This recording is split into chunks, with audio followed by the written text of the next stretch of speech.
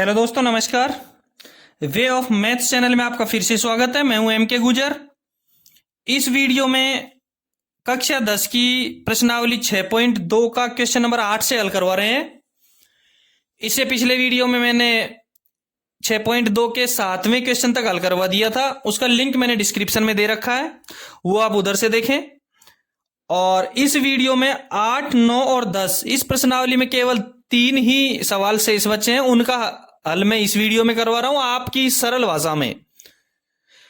इस वीडियो में मैं आपको बता दूं कि इस प्रश्नावली में केवल एक ही थेल्स की प्रमेय का प्रयोग हुआ है और उसकी जो प्रमेय थी वो 6.1 है और 6.2 में उसका विलोम है। 8वां क्वेश्चन देखेंगे आप इस प्रश्नावली का। प्रमेय 6.2 का स्क्रीन पे देखें। प्रमेय 6.2 का प्रयोग करते हुए सिद्ध कीजिए कि एक त्रिभुज की किन्हीं दो भुजाओं के मध्य बिंदुओं को मिलाने वाली रेखा तीसरी भुजा के समांतर होती है।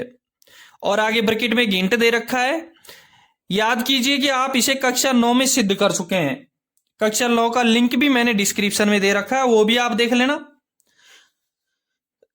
एक चीज मैं बताऊं आपको कि इसमें जो 7वां क्वेश्चन था आपका पिछले वीडियो में, उधर देख लेना, उसका प्रॉपर विलोम है।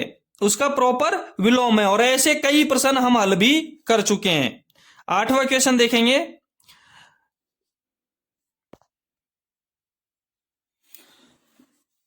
एक त्रिभुज किन्हीं दो भुजाओं के मध्य बिंदुओं को मिलाने वाली रेखा।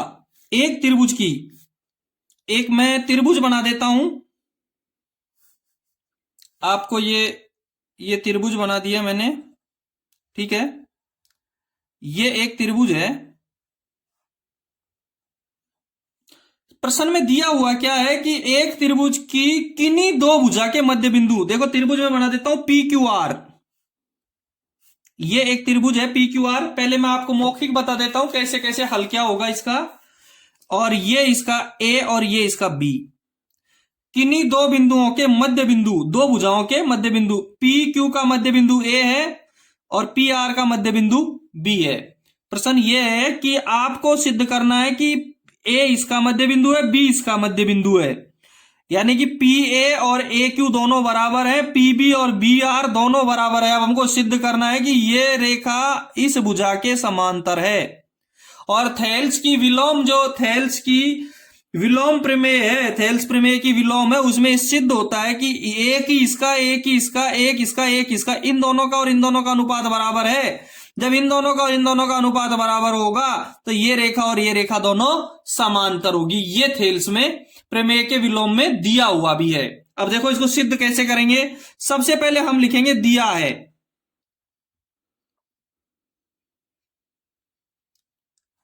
वीडियो को देखने से पहले एक बार लाइक कर दें। दिया है कि ए पी क्यू का मध्य बिंदु है। एक तो ये दे रखा है, ए पी क्यू का मध्य बिंदु है।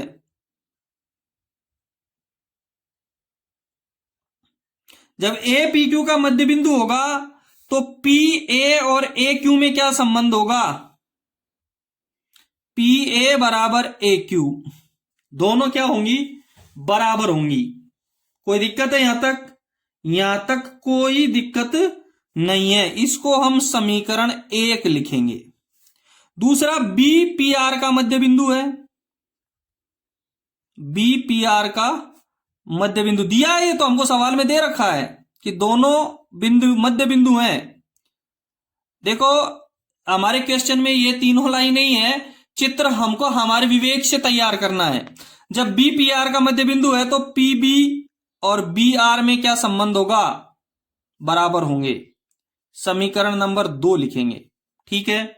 दोनों समीकरण दे रखे हैं। सिद्ध हमको करना है कि ए बी में और क्यू आर में क्या संबंध है, ये हमको सिद्ध करना है। सिद्ध करना है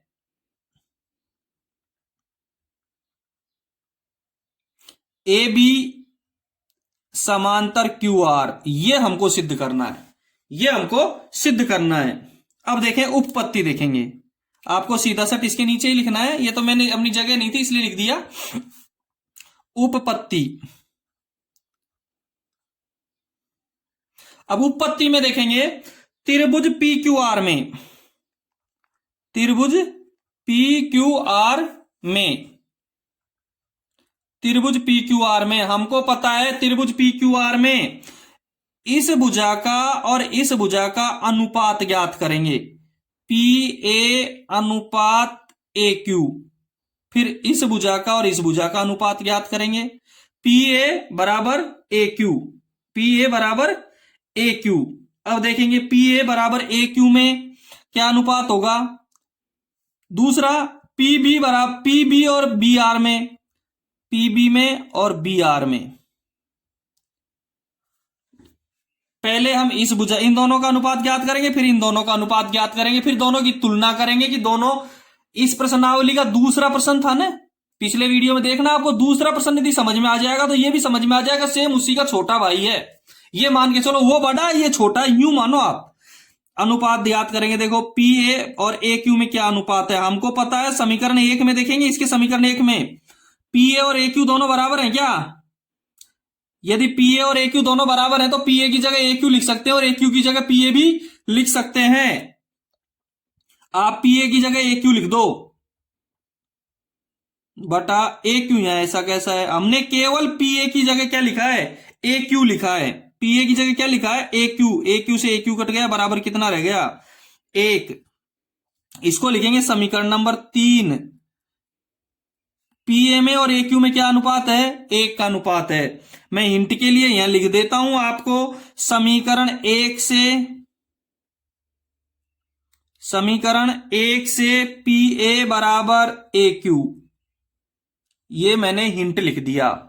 आपको यहां ए क्यू लिखने का मतलब समझ में आ जाएगा कि समीकरण 1 में पी ए और ए क्यू दोनों बराबर है, इसलिए हमने यहां क्या लिख दिया, ए क्यू लिख दिया, कैंसल आउट करके एक उत्तर आ गया। सेम इसी तरीके से पीबी में और बी आर में, पीबी और बी आर दोनों बराबर हैं तो पीबी की जगह हम क्या लिख सकते हैं, बी आर लिख सकते हैं, बी आर बटे बी आर, कैंसल आउट हो गया, एक बच गया। यहां लिखेंगे समीकरण नंबर 4 और यहां लिखेंगे समीकरण 2 से, समीकरण 2 से पीबी बटा बी आर, समीकरण 2 से पीबी बटा बी आर, ठीक है। समीकरण 3 में पी ए और ए क्यू का मान 1 आ गया, समीकरण 4 में पी बी और बी आर का मान 1 आ गया। हम समीकरण 3 और 4 से लिख सकते हैं, समीकरण 3 व समीकरण 4 से, समीकरण 3 व समीकरण 4 से पी ए बटा ए क्यू का मान 1 और पी बी बटा बी आर का मान 1, तो दोनों ये बराबर हुए या नहीं हुए। जब दोनों का मान 1 1 आ गया तो दोनों बराबर हो गए। पी ए अनुपात ए क्यू बराबर है पी बी अनुपात बी आर के, दोनों अनुपात बराबर हुए ना, 1 1 मान आ गया 3 में और 4 में। और जब पी ए और ए क्यू का अनुपात और पी बी और बी आर का अनुपात समान है, चित्र में देखें, पी ए और ए क्यू का और पी बी और बी आर का जब अनुपात समान है तो थेल्स प्रमेय की विलोम से, अतः थेल्स प्रमेय की विलोम से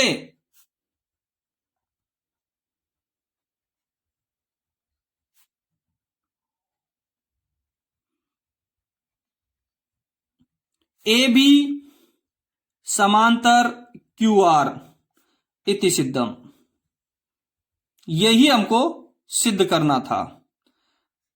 थेल्स प्रमेय की विलोम है कि किसी त्रिभुज की 2 भुजाओं को समान अनुपात में काटने वाली रेखा तीसरी भुजा के समांतर होती है। इस त्रिभुज में यह रेखा इस भुजा को और इस भुजा को समान अनुपात में काटती है तो इस भुजा के समांतर होगी। यह आपकी क्वेश्चन नंबर 8वां हो गया। 9वां क्वेश्चन देखेंगे। 9वें क्वेश्चन में ए बी सी डी एक समलंब है। सबसे पहले हमको पता होना चाहिए कि समलंब क्या है।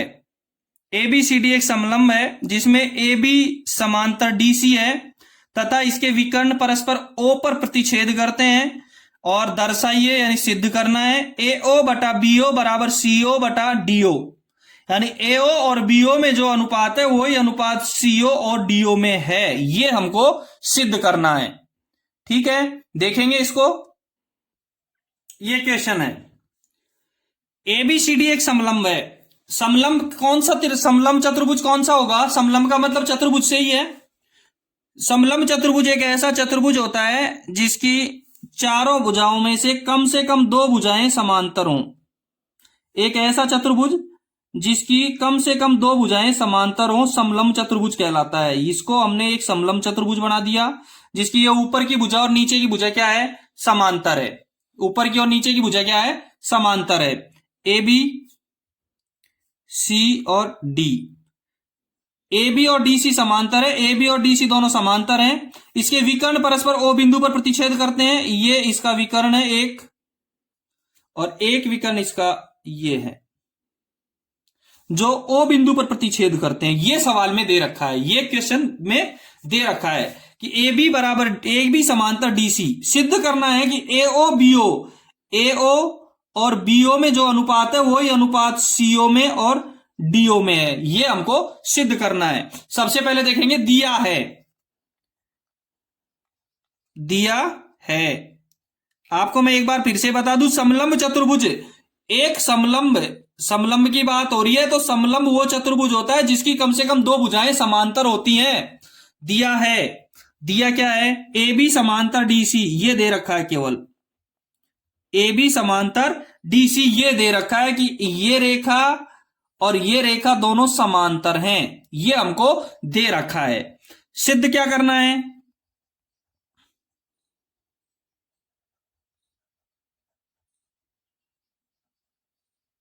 एओ बटा डी बीओ, यानी एओ में और बीओ में जो संबंध है वही संबंध सीओ और डीओ में होगा।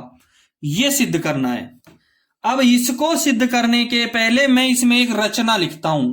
इसमें थोड़ी सी रचना कंस्ट्रक्शन का काम करना पड़ेगा हमको थोड़ा सा इसमें। वो देखो क्या करना पड़ेगा, वो हमको करना पड़ेगा एक रेखा यहां से ये खींचनी पड़ेगी ओ से ओपी।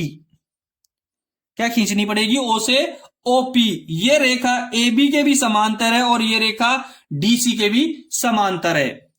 ए बी के समांतर एक रेखा ओपी खींची जो ए बी के भी समांतर, ए बी और डी सी दोनों समांतर हैं तो ओ पी ओ इसके समांतर होगी तो इसके भी समांतर ही होगी। और रचना यहां लिखनी है।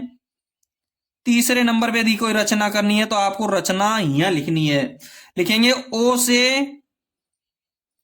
ओ पी खींचा, ओ से ओ पी रेखा खींचा जो ए बी के समांतर है, जो ए बी के समांतर है। ठीक है। अब जो रेखा ए बी के समांतर है वो रेखा डीसी के भी समांतर होगी। अतः ए बी समांतर पीओ तथा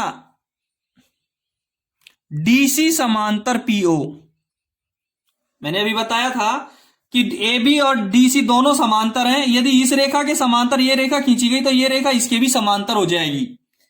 बस इतना यदि आपकी समझ में आ गया तो सवाल भी हो गया, यूं मान लीजिए। उत्पत्ति लिखेंगे,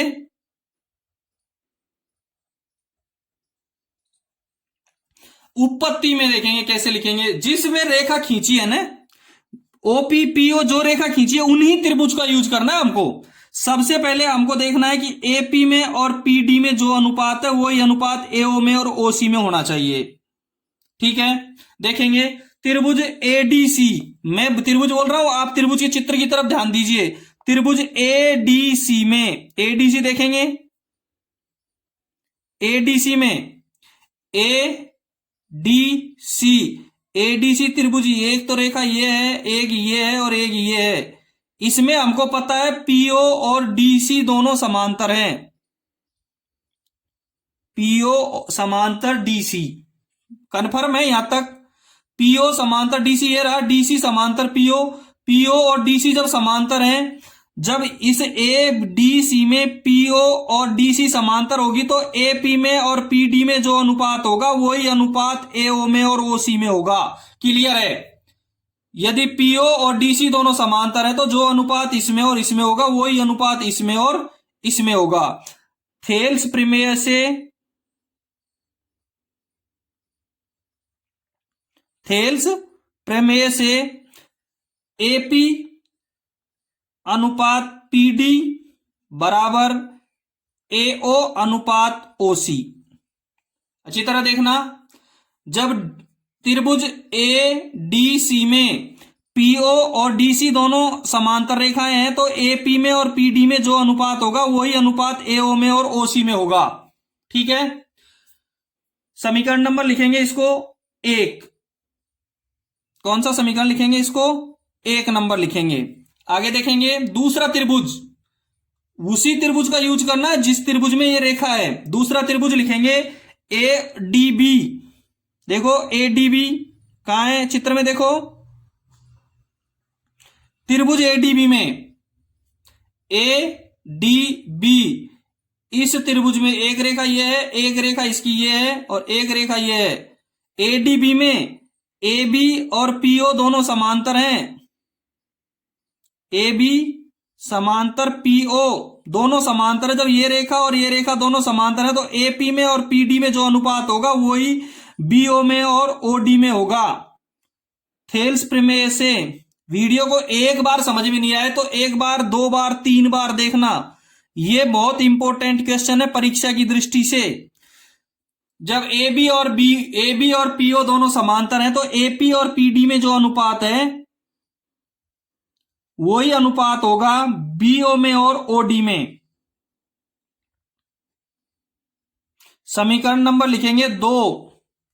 यहां तक क्लियर समझ में आ जाना चाहिए। यहां तक समझ में आ गया तो हमारा प्रश्न भी हल हो गया। ठीक है, पहले समीकरण में AP अनुपात PD AO अनुपात CO के बराबर है। दूसरे समीकरण में AP अनुपात PD BO और OD के समान है। एक समीकरण और दूसरे समीकरण से क्या सिद्ध होता है कि AP और PD दोनों बराबर है, इनको हट जाएंगे। दूसरे और पहले समीकरण से सिद्ध होता है जो समान है उसको हटा दो। समीकरण 1 व समीकरण 2 से, समीकरण 1 व समीकरण 2 से जो बिचौलिया है उसको हटा दो।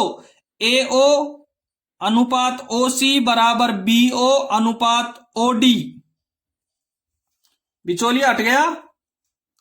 AO अनुपात OC बराबर BO अनुपात OD। लेकिन हमको सिद्ध ये नहीं करना है, हमको सिद्ध क्या करना है? हमको सिद्ध करना है AO अनुपात BO और CO अनुपात DO। बात एक ही है, बात एक ही है। AO अनुपात BO, इसके ये अनुपात ऐसे लिख सकते हैं, चाहे ऐसे भी लिख सकते हैं, या AO अनुपात BO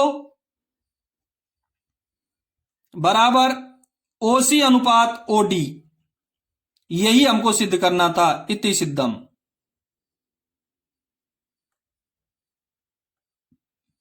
सवाल समझ में आया होगा। वीडियो अच्छा लगे तो लाइक और शेयर करें। चैनल अभी सब्सक्राइब नहीं किया तो एक बार सब्सक्राइब जरूर करें। वीडियो को एक बार नहीं, 2 बार नहीं, 3 बार देखें। जब तक समझ में नहीं आए, जब तक देखें आपको बहुत 100% समझ में आने की गारंटी है। इससे पिछले वीडियो में के लिंक भी मैंने डिस्क्रिप्शन में डाल रखे हैं। नेक्स्ट क्वेश्चन देखेंगे, 10वां क्वेश्चन।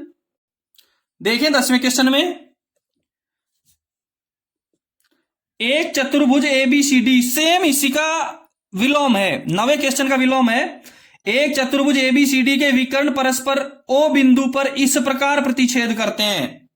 इसमें चतुर्भुज का नाम लिया है, समलंब का नाम नहीं लिया है। समलंब को तो हमको सिद्ध करना है कि ये समलंब है, ये तो हमको इसमें सिद्ध करना है। विकर्ण परस्पर बिंदु O पर इस प्रकार प्रतिच्छेद करते हैं कि AO अनुपात BO बराबर CO अनुपात DO। जो इसमें ज्ञात करना था वो इसमें दे रखा है। AO अनुपात BO बराबर CO अनुपात DO है। दर्शाइए कि ABCD एक समलंब है। हमको यह सिद्ध करना है कि यह एक समलंब है, यानी कि दोनों भुजाएं समांतर हैं। जैसे समलंब चतुर्भुज है, कम से कम 2 भुजाएं इसकी समांतर हैं, यह सिद्ध करना है। 9वें क्वेश्चन का बिल्कुल विपरीत क्वेश्चन है, देखेंगे।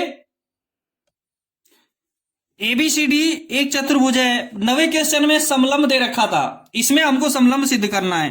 दर्शाइए कि ABCD एक समलंब है, इसमें हमको समलंब सिद्ध करना है। उसमें समलंब दे रखा था, इसमें एक चतुर्भुज दे रखा है केवल कि ABCD एक चतुर्भुज है। अब हम ABCD एक चतुर्भुज बना देते हैं। मैं इसको समलंब भी बना देता हूं क्योंकि सिद्ध हमको समलंब ही करना है और हमको पता है ये सवाल समलंब का ही है।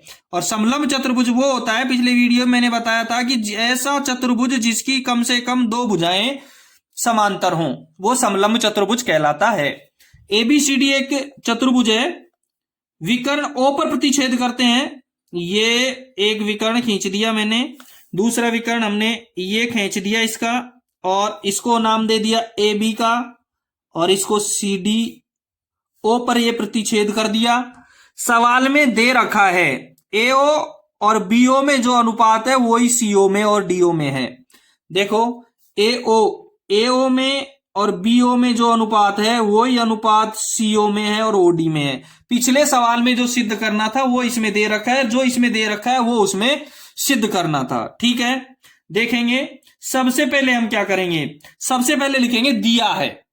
सबसे पहले हम लिखेंगे दिया है, और क्या दिया है, जो उसमें सिद्ध करना था वो इसमें दे रखा है। एओ बटा बीओ बराबर सीओ बटा डीओ, ये इसमें दे रखा है। लेकिन हमको उसकी तरह इसमें रचना करनी है, उस सवाल की तरह ही। कैसे, एओ यहां से लेकर के एक रेखा खींचनी है। अब इसमें ये तो क्लियर है ही नहीं कि ये ए बी में और डी सी में समांतर है दोनों, ये तो नहीं है इसमें। ये तो हमको सिद्ध करना है कि ए बी और डी सी समांतर है, इसलिए हम पीओ को ये नहीं कह सकते कि ये इनके समांतर है। एक रेखा के समांतर खींच सकते हैं हम पीओ को, ए बी के समांतर खींच सकते हैं। पीओ किसके समांतर है, ए बी के समांतर, ये हम लिख सकते हैं। ठीक है, एओ बटा बीओ मैंने पिछले वीडियो में ऐसा सिद्ध कर दिया था कि एओ बटा सी और बीओ बटा डीओ, लेकिन उसको घुमा करके हम इसको ऐसा भी लिख सकते हैं कि एओ बटा सीओ और बीओ बटा डीओ, ऐसा भी लिख सकते हैं। या एओ बटा सीओ बराबर बीओ बटा डीओ, ये भी हम इसमें लिख सकते हैं। इसको लिखेंगे समीकरण नंबर 1। इस जो दे रखा है उसकी भिन्न को चेंज करके एओ बटा बीओ को एओ बटा सीओ बीओ बटा डीओ भी लिख सकते हैं, कोई दिक्कत नहीं है। देखेंगे आगे। अब इसकी रचना लिखनी है, ये तो हमने लिख दिया जो दिया है, जो दिया है। अब इसकी रचना लिख सकते हैं। पहले हम सिद्ध करना लिख देंगे, क्या सिद्ध करना है हम इसमें लिखेंगे। सिद्ध क्या करना है वो देखेंगे, सीधा सा है। सिद्ध करना है कि ए बी सी डी एक समलंब है, ये सिद्ध करना है। और ये कब सिद्ध हो जाएगा, ए बी सी डी एक समलंब है, ये कब सिद्ध हो जाएगा, जब ये सिद्ध हो जाएगा कि ए बी और डी सी दोनों समांतर हैं, तो हमको ये सिद्ध हो जाएगा कि ए बी सी डी एक समलंब है। ए बी सी डी एक समलंब है, यहां लिख देंगे ए बी सी डी एक समलंब है। ये हमको सिद्ध करना है, सिद्ध करना है कि ए बी सी डी एक समलंब है, या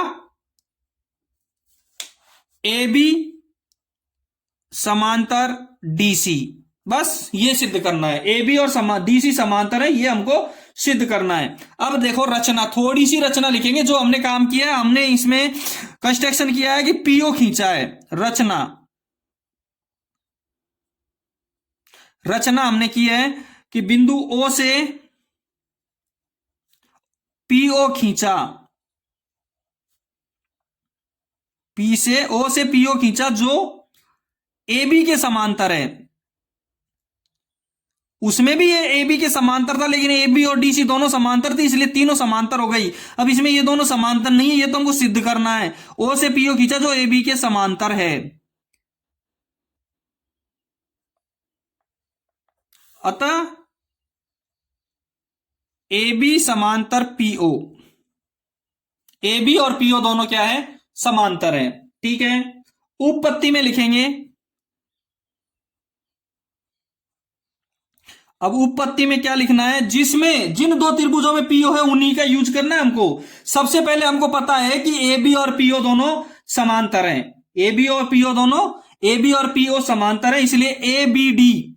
आप चित्र में देखें, त्रिभुज ए बी डी में, चित्र में देखो ए बी डी में, ए बी डी, ये ए बी डी है, यहां से लेकर के ये रेखा आ गई और ये रेखा आ गई।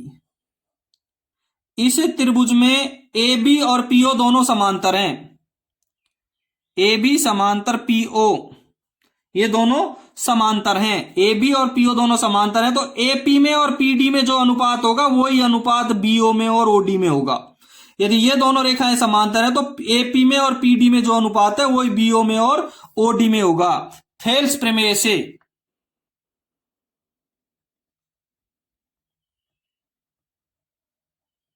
थेल्स प्रमेय से एपी अनुपात पीडी बराबर बीओ अनुपात ओडी। बताओ समझ में आया? एपी में और पीडी में जो अनुपात है वो बीओ में और ओडी में होगा। इसको लिखेंगे समीकरण नंबर 1। ठीक है। अब समीकरण 1 हमारे पास में नहीं 2, एक समीकरण तो ऊपर लिख चुके हैं, इसको लिखेंगे समीकरण 2। अब समीकरण 1 में हमने दे रखा है, समीकरण 1 में हमने लिख रखा है कि एओ अनुपात सीओ बीओ अनुपात डीओ के बराबर है, बीओ अनुपात डीओ के बराबर है, एओ अनुपात सीओ। और समीकरण 2 में लिख रखा है कि एपी और पीडी बीओ और ओडी के बराबर है। देखो इसमें बीओ और डीओ, इसमें बीओ और ओडी, बात एक ही, डीओ लिख दो चाहे ओडी लिख दो।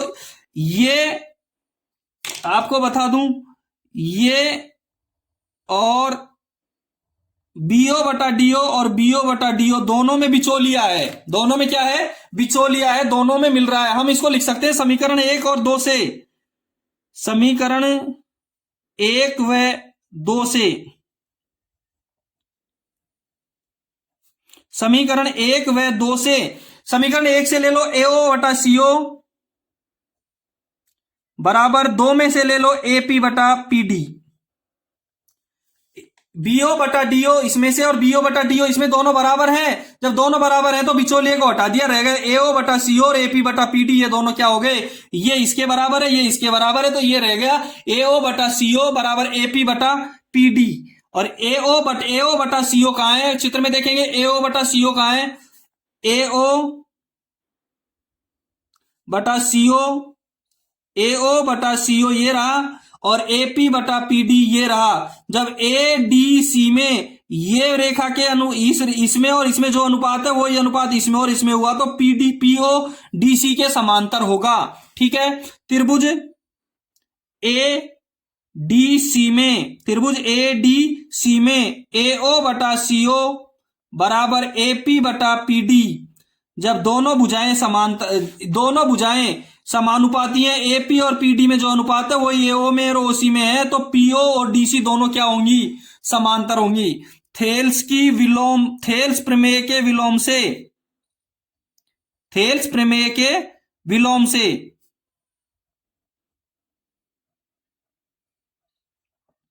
थेल्स प्रमेय के विलोम से पीओ समांतर डीसी, पीओ समांतर डीसी। अब देखेंगे पीओ डीसी के समांतर है और यहां पीओ एबी के समांतर है, यहां पीओ डीसी के समांतर है, यहां पीओ एबी के समांतर है। अतः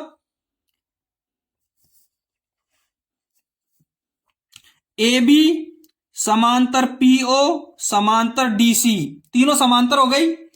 एबी और पीओ यहां समांतर है, एबी और पीओ यहां समांतर है, पीओ और डीसी यहां समांतर है, तीनों समांतर हो गई। हमको सिद्ध करना है एबी और डीसी समांतर। जब तीनों समांतर हो गई तो एबी समांतर डीसी इति सिद्धम, यही हमको सिद्ध करना था। 6.2 प्रश्न, इसको एक बार नहीं, 2 बार नहीं, 3 बार 4 बार देखें, समझ में जब तक नहीं आया जब तक आप देखते रहें। यदि कोई और भी प्रॉब्लम रह गई तो आप कमेंट्स बॉक्स में जरूर कमेंट कर सकते हो। वीडियो को लाइक और शेयर जरूर करें, और यदि आप चैनल पे नए हैं और सब्सक्राइब नहीं कर रखा है तो चैनल को एक बार जरूर सब्सक्राइब करें। फिर मिलते हैं अगले वीडियो में नया टॉपिक लेकर के, नेक्स्ट प्रश्नावली लेकर के। जब तक के लिए धन्यवाद।